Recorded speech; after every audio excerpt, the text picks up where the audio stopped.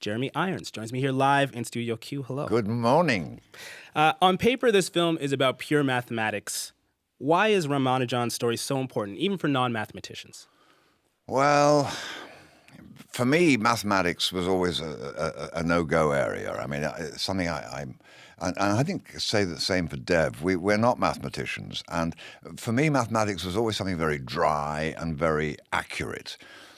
When I started studying G.H. Hardy, who was one of the world's great mathematicians working in Cambridge around 1913-14 during the First World War, I realized that mathematics, pure mathematics, is not accurate. It's not logical often. It's more like an art. And these people were passionate about it.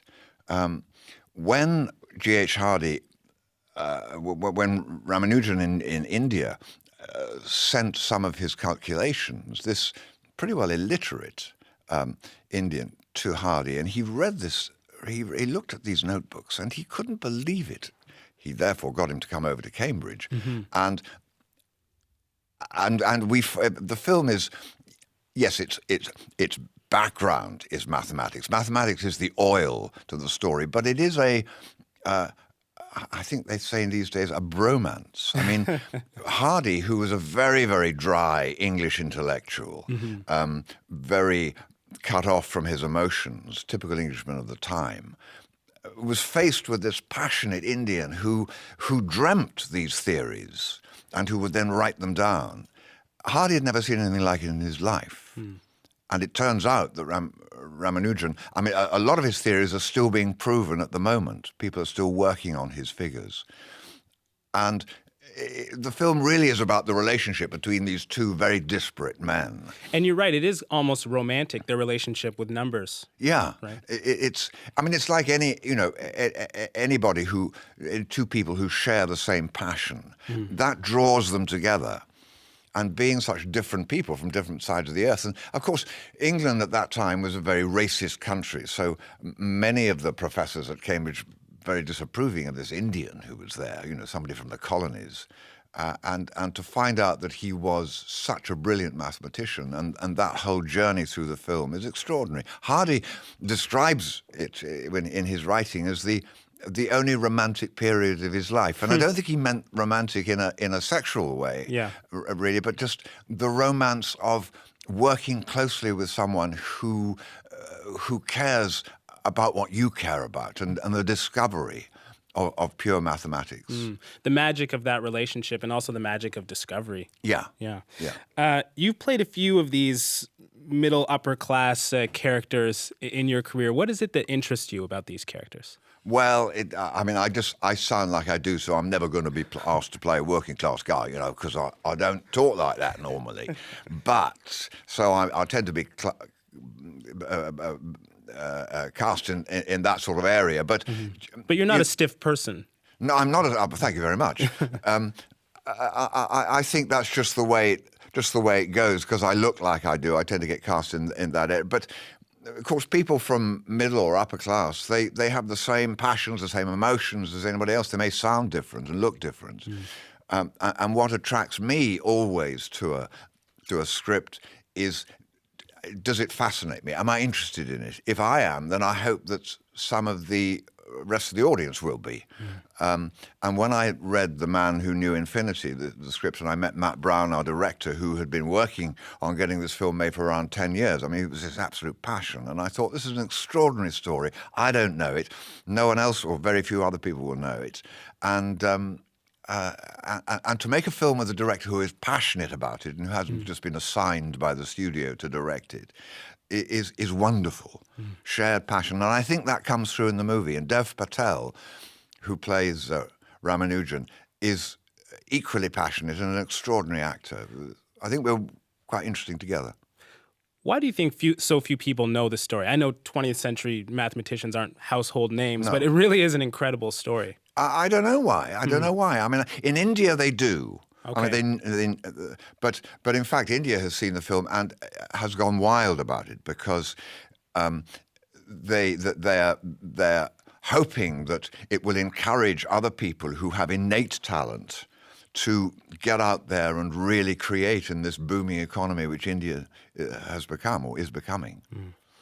As you said, the British academic establishment refuses to accept Ramanujan and his ideas. Yeah. Why are they so dismissive? Is it Because England is, especially sort of academic world, very cut off, very thinks of India at that point as a colony, Indians as not at all their level. I mean, it's typical English blinkered thinking, and we've seen it time and time again in movies.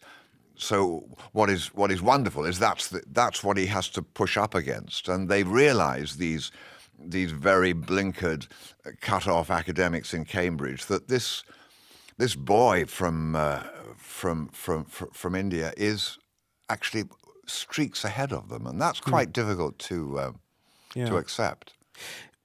Do you see that as something that's still there in British culture today? I think there's a residue.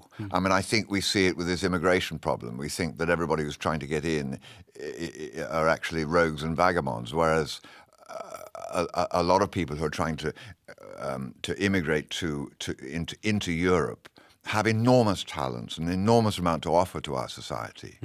But I think every nation is, what you don't know, you fear and you suspect. And people of other races, I mean, whether it be Muslim, don't understand Muslim, don't speak the language, they look different, they worship a different God, we must fear them. Well, we shouldn't, because we're all human beings. Maybe we have different histories, different cultures, but we're all human beings. And we all, if we'll work together and respect each other, then we all have an enormous amount to give. As you said, the center of this movie is the relationship between Hardy and Ramanujan. In terms of forging relationships with people that are different, what did you learn about that by playing Hardy in this film? Well, I'm an actor, so I'm used to respecting other actors, other people, for what they are, not what they look like or what they sound like, but for actually what they are. And I find with people that there's just a chemical, you either like people or you don't. You either feel comfortable or you don't. And it actually has nothing to do with their nationality, their race, their culture. It's just it's a sort of intrinsic human thing. And you must have learned so much about different sorts of people by playing so many different roles over the years. I have. I think sometimes that's one of our great advantages as actors, because we have got inside different souls, different people. We are more accepting and maybe more understanding than some areas of society, some professions. Another big theme in this film, at least for me, is accepting new ideas. Do you think it's harder now or easier to get new ideas heard? Oh, I think it depends who. I mean, things are moving so fast now. And it seems that if anybody smells there is money to be made out of a new idea, then it can be accepted. My instinct is that we have to hang on to some of our old, not so much ideas, but values, that we are getting a little bit into a mad roller coaster rush for new ways to make money, new things to sell to people. And I think a lot of the old ideas, the old values, are very valuable to hang on to. They've been tested by time. There's value in tradition. Yeah. Because I've heard you talk about Twitter and social media stifling discussion and discourse rather than helping it. What do you think? I think so. I worry about the young generation now. They communicate through a screen. It's not the same as communicating eye to eye with people. It allows you to make comments anonymously, which and we should all stand behind what we say. So we should all be seen to say what we say. So I don't like that aspect at all, and I worry that it might lead to a breakdown of social cohesion, because sitting around a table and looking people in the eye and throwing ideas about is a very important way to move forward.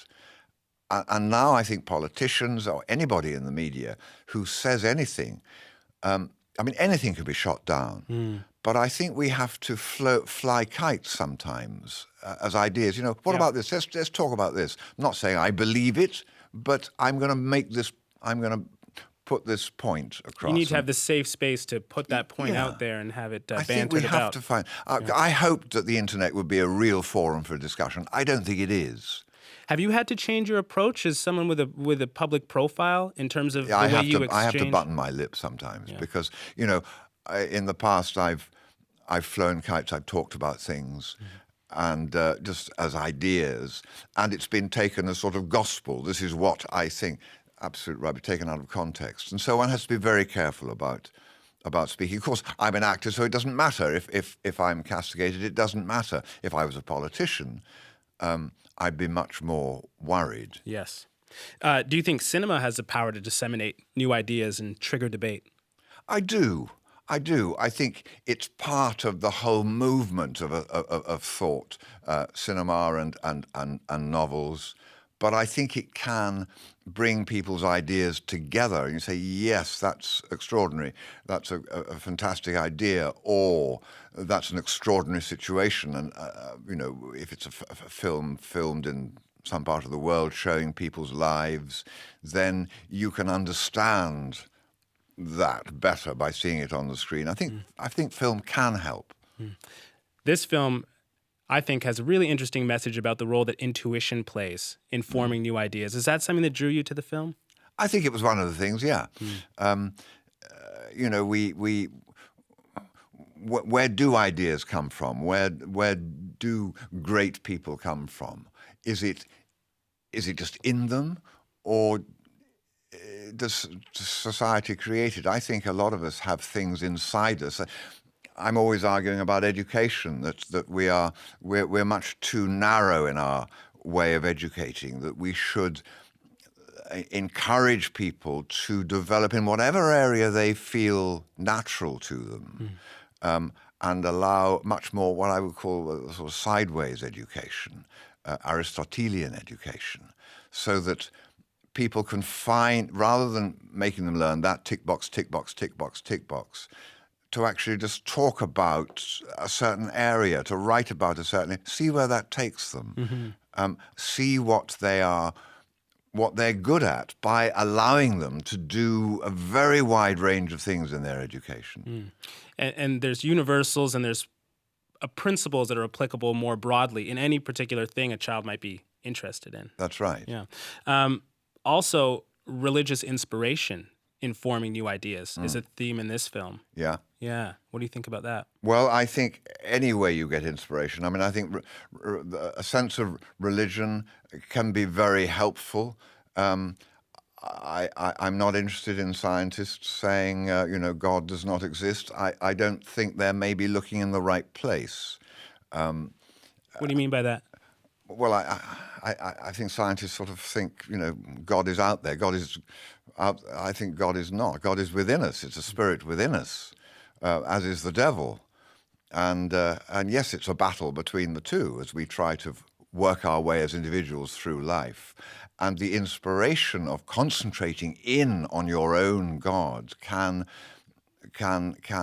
lead you to very interesting places. So I think when you start talking about religion, there's so much baggage that comes with that word.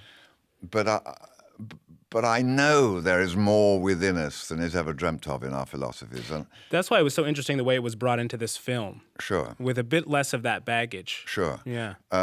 My character, G.H. Hardy, being a non-believer, Ramanujan having his Indian religion, his Indian gods, and indeed believing that it was the goddess who put the equations on his tongue. So when he woke in the morning, he was able to write them down. I mean, that was his way of thinking. Well, I don't know about that. It doesn't sort of fit in with Hawkins, but it worked for him. Yeah. We talked about cinema possibly being a force for disseminating new ideas. Do you ever think that cinema might be guilty of stifling new ideas, maybe being too West-focused or reinforcing certain paradigms and ideas? Well, I think it certainly does. I mean, I think it often plays to the baser instincts. Anything that's commercial tends to do that. but I hope that that cinema that I'm involved in is a positive influence. I mean, we have a Batman versus Superman film coming out in March, and that is going to be an amazing film. But it also has serious things to say, and I think you can do both. You can have explosions and also have moral messages. I think superhero films always have clear moral messages. Yeah, I That's think the kind of good the ones power do. of them. Yeah. Sure. Yeah. The Man Who Knew Infinity, it's getting its world premiere tonight. What ideas and discussions are you hoping that film will generate? I'm hoping it will generate the the the the, um, the discussion that knowledge can come from the most extraordinary places, and that we have to keep listening and we have to keep educating in all parts of the world, because we don't know where the brilliant people will come from. Ramanujan came out of a very poor family, working in an import-export thing as a clerk, and he is one of the greatest, one of the 10 greatest pure mathematicians ever to have existed. How do you explain that? It is a truly incredible story. I was telling you before, I went straight to Wikipedia after the film and was reading up on it. I hope others will do the same. Thank you so much. Pleasure talking to you.